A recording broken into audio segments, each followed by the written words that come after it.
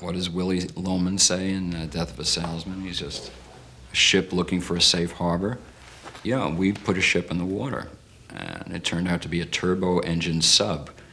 It just took a while for it to land wherever it landed, but our view of the quality of what we did, I feel we're in an interesting situation where we're all alive to see history validated somehow.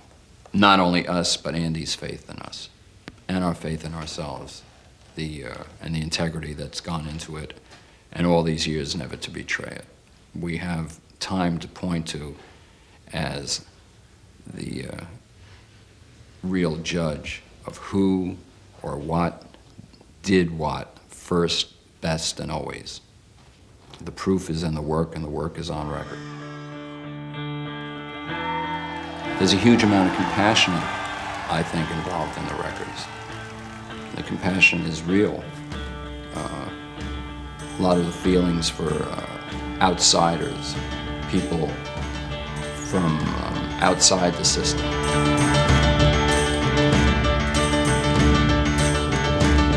And what costume shall the poor girl wear to all tomorrow's parties? A hand-me-down dress from who knows where to all tomorrow's parties. And where will she go? And what shall she do when midnight comes around? She'll turn once more to Sunday's clown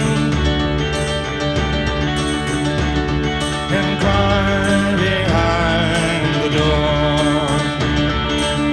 I think I'm more interested in the personalized short story set to music, or an epiphany set to music.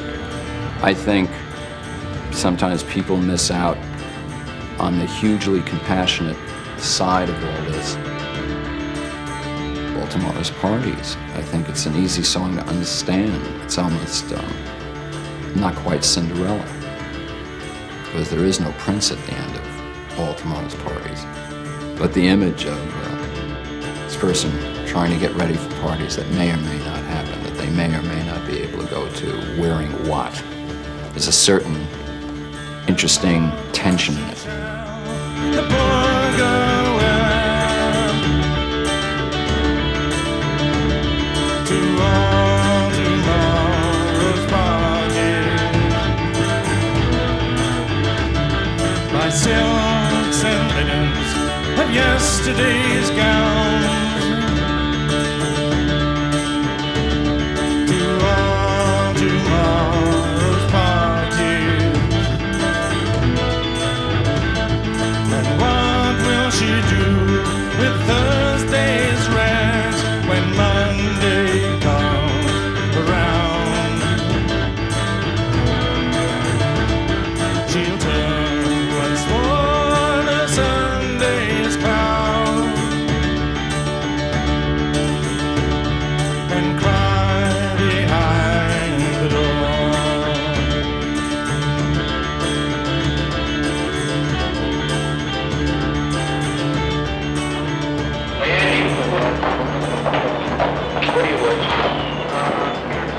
We're sponsoring a new band. It's called the Velvet Underground, and we have this chance to combine music and art and films all together, and we're sort of working on that. And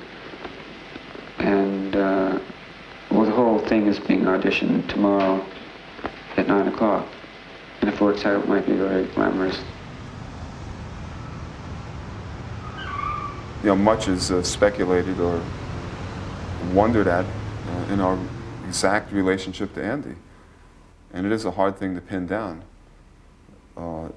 Was the Velvet Underground some happy accident for him, something that he could work into his grandiose schemes, you know, for the show?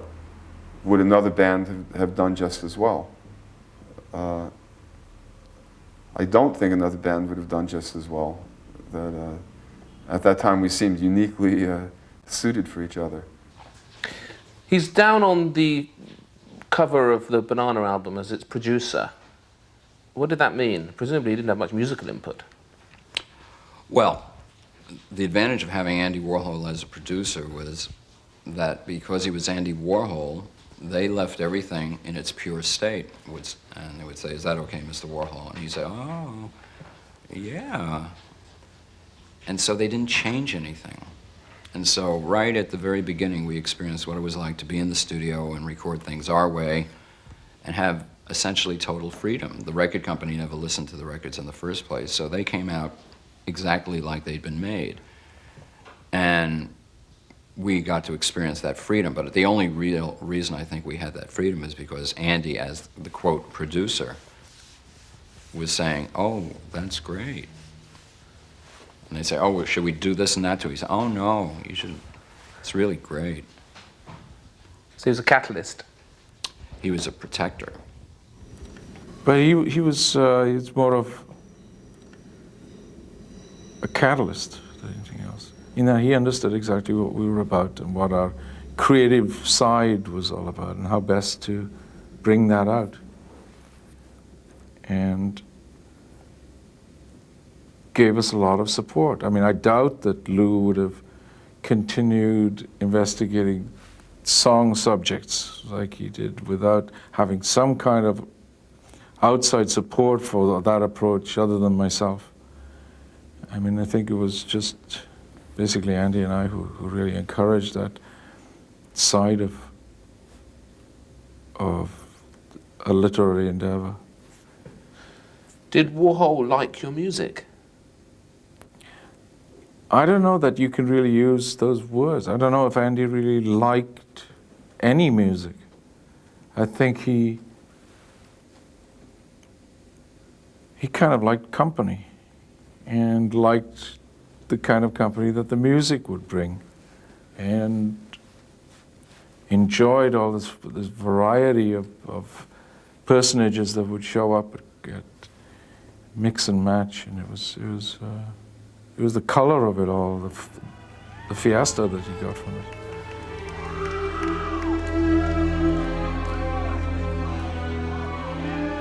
The show that we did with Andy, you know, Exploding Plastic Inevitable, you say, well, what exactly is that?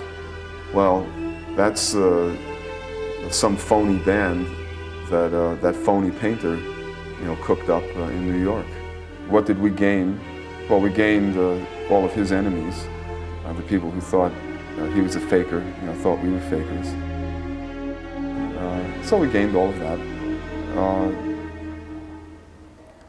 And we did have an opportunity for wider exposure. As a complete non-entity, wishing that we could, you know, play for an audience once in a while, I think what we had to look forward to was playing in small clubs in, you know, rundown, you know, Greenwich Village areas, not uptown slick clubs. We'd be down in these, you know, funky tourist traps. We were known in parts of New York.